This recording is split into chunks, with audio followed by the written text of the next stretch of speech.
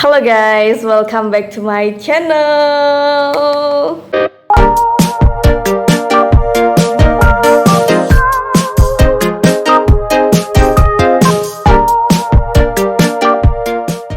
Aku udah lama banget nggak sharing. Kali ini aku mau sharing tentang pengalamanku mengikuti pengayaan bahasa atau PB, dan especially aku dapat PB-nya di UNS atau Universitas 11 Maret. Sebenarnya pengayaan bahasa itu apa sih? Gitu. Oke, pengayaan bahasa itu kayak pelatihan bahasa Inggris yang diadakan oleh LPDP khusus untuk peserta atau calon penerima beasiswa yang terdaftar atau lolos di jalur afirmasi, ya gitu. Nah, untuk afirmasi kan ada afirmasi disabilitas, afirmasi daerah, afirmasi prasejahtera seperti itu, dan afirmasi Putra Putri Papua. Nah, jadi kalau teman-teman yang nggak daftar di jalur afirmasi belum bisa dapat fasilitas ini. Tapi semoga aja siapa tahu kedepannya pengayaan bahasa nanti akan diadakan untuk kelas-kelas atau jalur-jalur lainnya juga gitu. Terus gimana sih sistematikanya gitu? Itu tuh sebenarnya kita tuh nggak diwajibkan untuk ikut pengayaan bahasa. Kita diberi opsi, jadi nggak secara otomatis kita itu diwajibkan untuk ikut pengayaan bahasa, tapi tergantung pilihan kita dan juga ketetapan dari LPDP. Yang pertama itu ketika kita lolos substansi, kita kan dikasih kayak form gitu di web LPDP-nya gitu. Nah, di formnya itu mengisi apakah kita akan dan bersedia untuk mengikuti pengayaan bahasa apa enggak, dan di situ kita milih pengayaan bahasanya itu mau TOEFL atau IELTS gitu. Jadi nanti akan ada perbedaannya kelasnya gitu.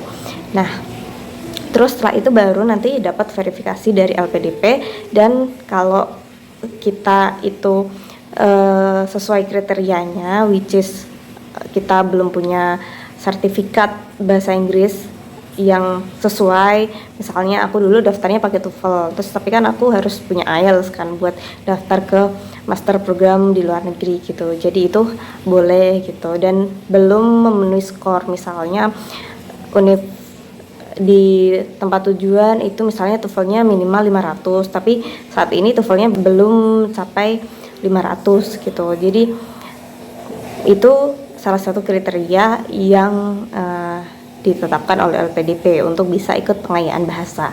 Oke, setelah itu kita itu juga nanti dari LPDP akan menentukan kita itu pengayaan bahasanya di mana. Ada beberapa universitas di Indonesia yang memfasilitasi pengayaan bahasa ini, yakni ini.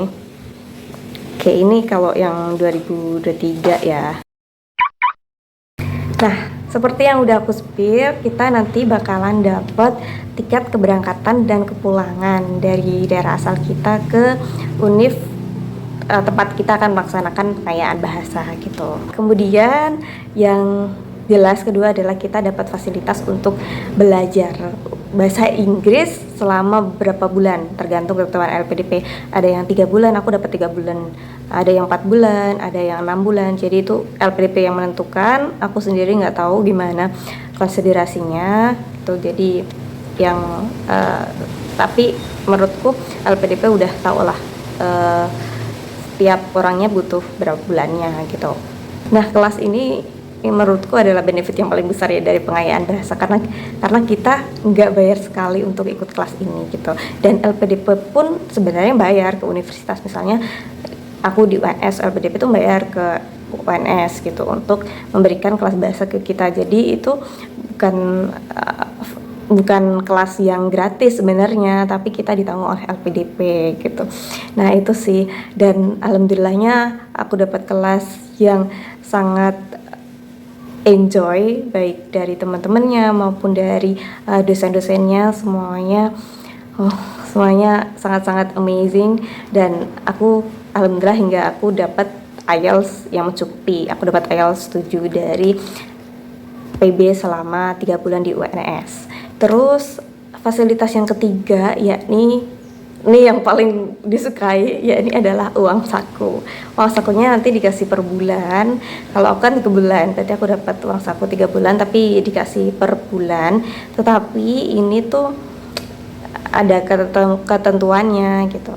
Kalau di batch aku kan PB di batch 1 2024. Itu ketentuannya semacam persensi gitu, harus memenuhi 80%. Masuk kelas 80% itu baru bisa dapat living allowance. Kalau enggak ya belum bisa gitu. Tapi sejauh ini karena kita memang di PB ini nggak boleh kerja, itu kita diminta cuti atau resign. Aku sendiri resign gitu dari kerjaanku gitu. Jadi kita memang benar-benar bisa memberikan waktu kita untuk kelas gitu. Nah, terus fasilitas yang keempat adalah tes IELTS atau TOEFL gratis gitu.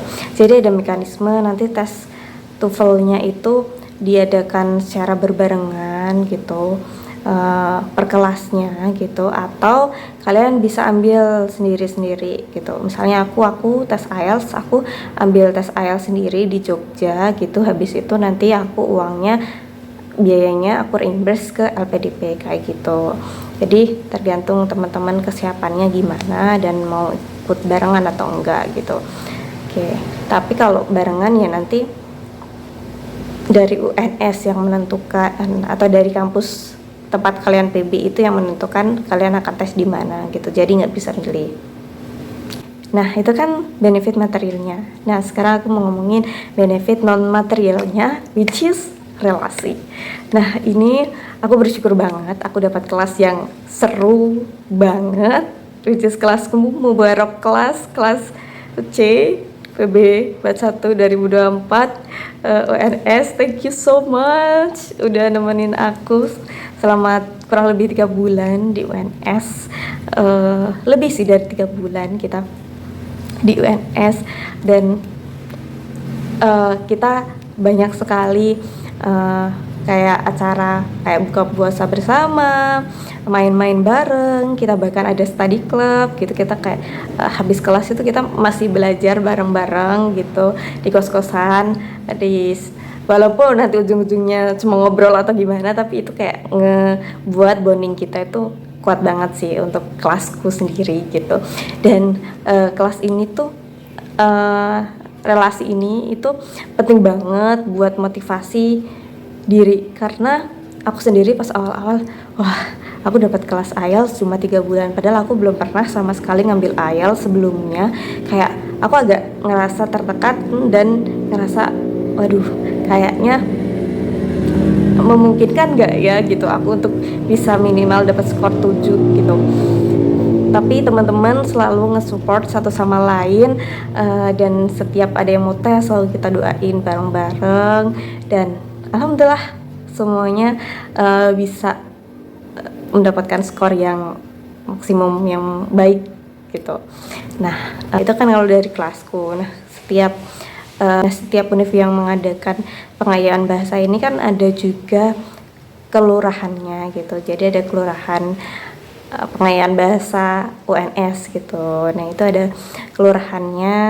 Di situ juga mereka bikin kayak acara fun gathering gitu untuk kita kenal satu sama lain. Jadi tiap antar kelas itu nggak ada kesenjangan gitu, dan itu bagus banget sih acaranya. Selain relasi antar teman, kita juga ada relasi dengan pihak UNS, Bapak Ibu dosen, yang aku sendiri sangat bersyukur dapat dosen-dosen yang baik-baik banget, dan tipe mengajarnya itu aku bisa masuk gitu loh. Aku jadi bisa menyerap semua materinya itu dengan cukup baik gitu. Dan apalagi Mr. Edward, beliau itu juga psikolog juga, jadi ada kadang sharing session one on one gitu dengan beliau gitu. Kemudian untuk rangkaian pengayaan bahasa itu kita datang dulu, oke, kita dapat undangan untuk datang gitu. Terus setelah itu kita ada pembukaan. Ini pembukaannya itu juga bersama dengan LPDP, jadi pihak LPDP datang gitu untuk membuka pengayaan bahasa di UNS saat itu gitu. Nah, di situ kita juga bisa tanya-tanya gitu. Nah, selain itu juga ada penutupan. Nah, semuanya aku ada vlognya, tunggu aja ya semuanya. Jadi itu dulu tentang sekilas tentang pengayaan bahasa. Thank you so much.